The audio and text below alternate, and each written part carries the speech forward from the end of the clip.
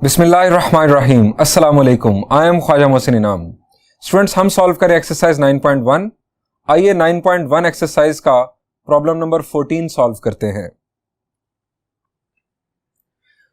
Students, problem number 14 की statement है, show that the area of a sector of a circular region of radius R is half R square theta, where theta is the circular measure of the central angle of the sector.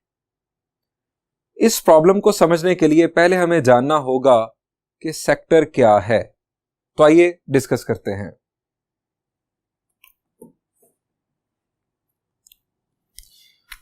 Students, this is exercise 9.1, problem number 14, और हम discuss करने जा रहे हैं पहले कि sector क्या है। ये एक सर्कल, ये इसका सेंटर। सेक्टर किसी सर्कल में दो रेडियस के दरमियान आने वाले रीजन को कहते हैं। यानी ये सेंटर, ये रेडियस एक, और ये एक और रेडियस। ये जो रीजन है, this region is called sector. आप ये भी कह सकते हैं कि सर ये रीजन भी दो रेडियस के दरमियान हम कह सकते हैं आ रहा है। दैट्स ट्रू, ये भी है एक सेक्टर। यहां पर हम सिर्फ ये फर्क कर लेंगे कि ये सेक्टर चूंकि छोटा है, हम इसे कहेंगे माइनर सेक्टर।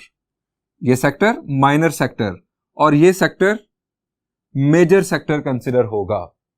एक और आपको बात बता दूं, ये दोनों रेडियस अगर एक ही जगह पर हों, यानी आप एक रेडियस सिंपली ड्रॉ कर दें, तो पूरे का पूरा सर्कल भी एक सेक्टर कंसिडर होता है।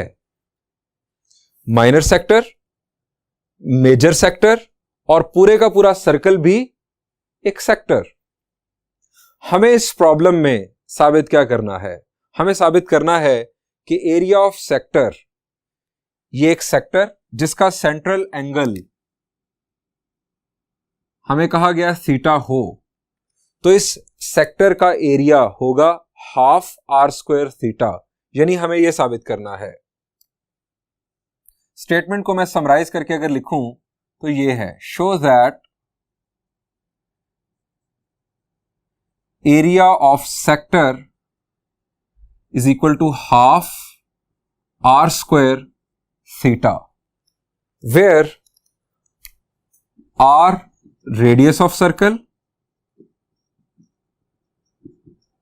and theta central angle of sector। ये फॉर्मूला हमें ड्राइव करके देना है। तो प्रूफ स्टार्ट करते हैं।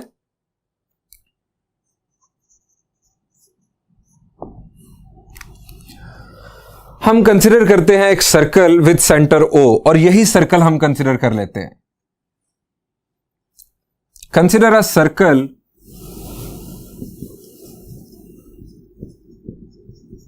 यानी this circle is our part of solution. Consider a circle with centre O and radius R।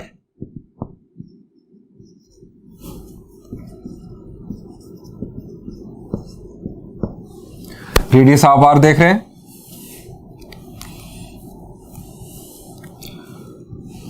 Further consider a sector,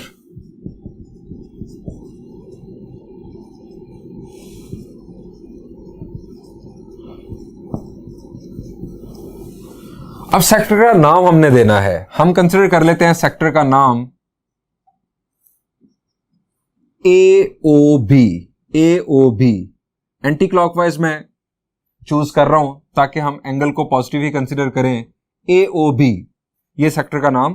further consider sector AOB,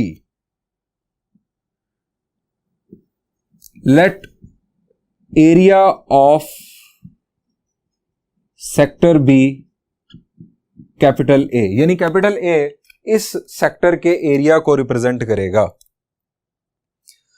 अब स्टूडेंट्स, यहां पर जरा गौर कीजिए, इस सेक्टर का अगर मुझे साइज बढ़ाना हो तो मैं क्या करूं?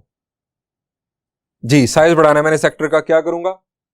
जी, मैं रेडियस को शिफ्ट करूंगा आगे। जब मैं रेडियस को आगे शिफ्ट करूंगा तो एंगल के साथ क्या होगा? जी, एंगल बढ़ जाएगा।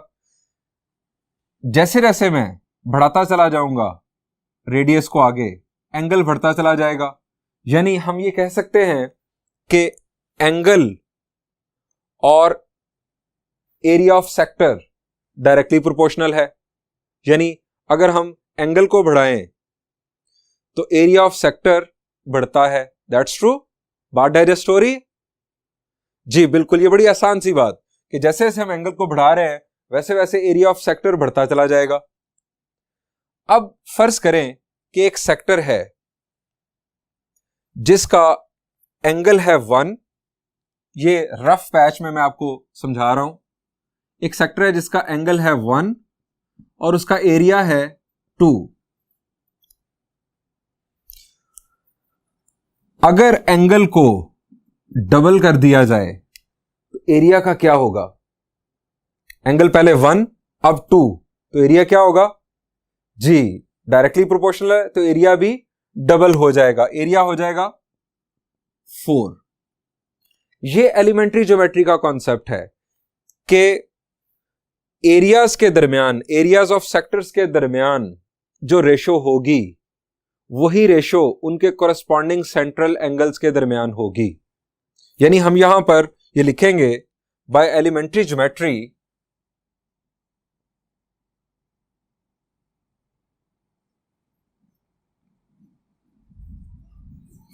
we know that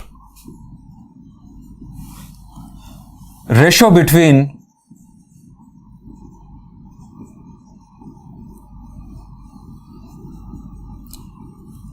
areas of sector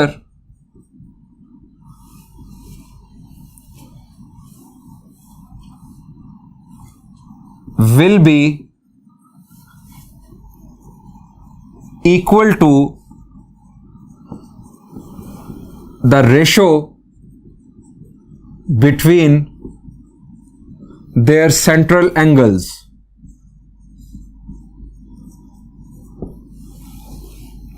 यानी जो रेशो होगी एरियाज ऑफ सेक्टर्स की आपस में वही रेशो उनके सेंट्रल एंगल्स की भी होगी।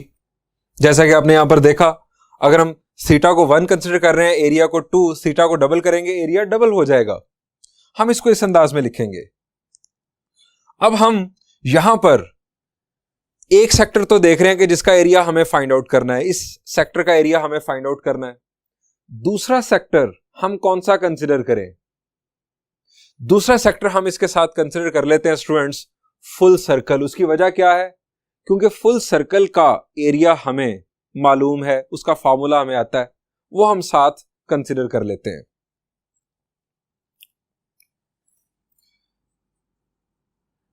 Area of sector ratio area of circle, इन दोनों एरियाज में जो रेशो होगी वही इनके कोरस्पॉन्डिंग एंगल्स में होगी। एरिया ऑफ सेक्टर में एंगल आ गया एंगल इन सेक्टर, और angle in circle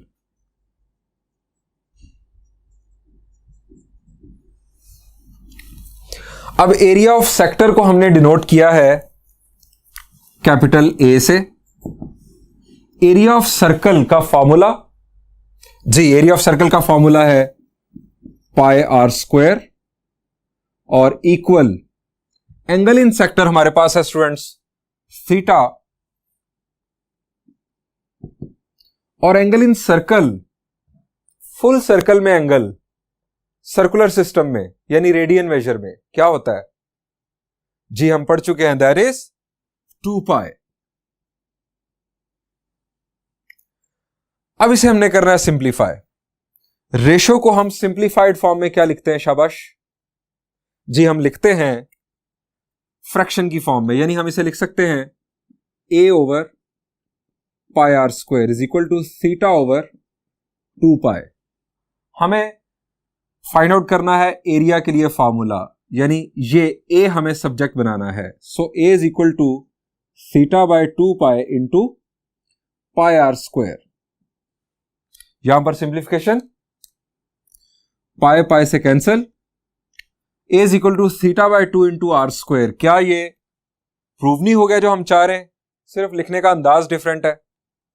so a is equal to half R square theta, सिर्फ उस अंदाज में मैंने लिखा और कोई चेंज नहीं किया मैंने। ये स्टूडेंट्स हमें शो करना था, ये हमें प्रूव करना था। अब इसका फायदा क्या है स्टूडेंट्स? इस फॉर्मूला की मदद से हम किसी भी सर्कुलर सेक्टर का एरिया फाइंड आउट कर सकते हैं। सिर्फ आपको रिक्वायर्ड क्या होगा? आपको रिक्वायर्ड होगा उस सर्कल का रेडियस और central angle of that sector. यहां पर आप वो वैल्यूज पुट करें, आपको उस सेक्टर का एरिया मिल जाएगा। फर्ज करें हम इस फॉर्मूला को टेस्ट भी कर लेते हैं। हमने पूरे सर्कल का एरिया फाइंड आउट करना है। पूरे सर्कल को अगर हम सेक्टर कंसीडर करेंगे तो थीटा क्या हो जाएगा? थीटा हो जाएगा 2 पाई। तो 2 पाई जरा यहां पर पुट करें, 2 के साथ हो जाएगा कैंसिल, पाई आर स्क्वायर। और ये हम पहले जानते हैं बेसिक ज्योमेट्री में कि एरिया ऑफ सर्कल का फॉर्मूला होता है पाई आर स्क्वायर। इस फॉर्मूला का यूज फर्दर हमारे कोर्स में ऐसा कोई प्रॉब्लम नहीं है। सो जस्ट ये फॉर्मूला ड्राइव किया गया, लेकिन जहां हमें जरूरत पड़ेगी हम इसको प्रैक्टिकल लाइफ में यूज कर सकते हैं।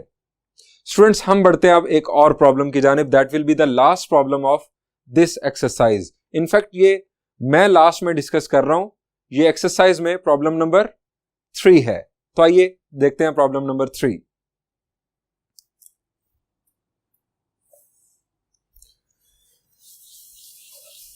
Third problem of exercise 9.1.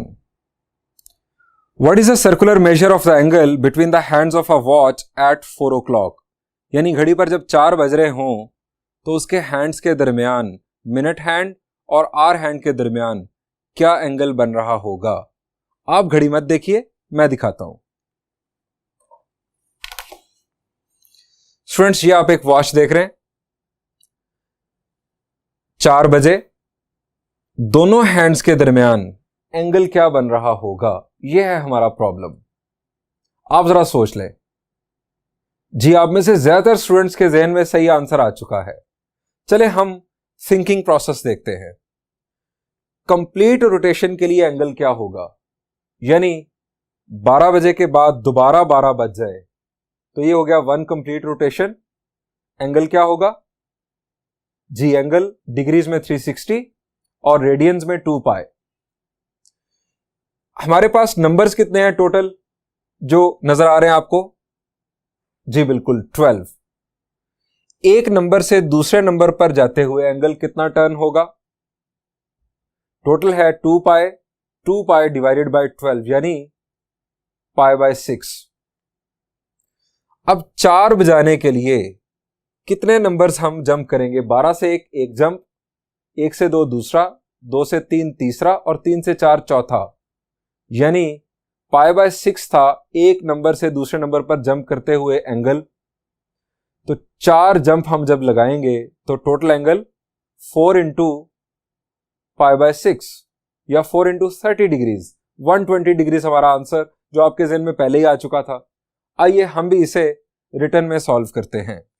This is our exercise 9.1।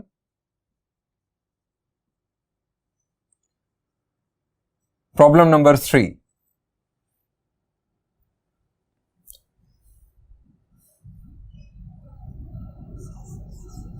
Angle turned for 1 complete rotation is equal to 2 pi. यह आ गया हमारा 1 कंप्लीट रोटेशन के लिए angle.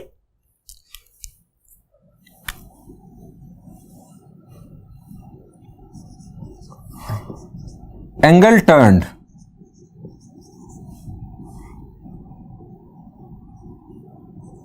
between two numbers of watch. हम 12 नंबर्स कंसिडर कर रहे हैं वॉच पर. Angle turn between two numbers ये होगा 2 पाई divided by 12, that is pi by 6.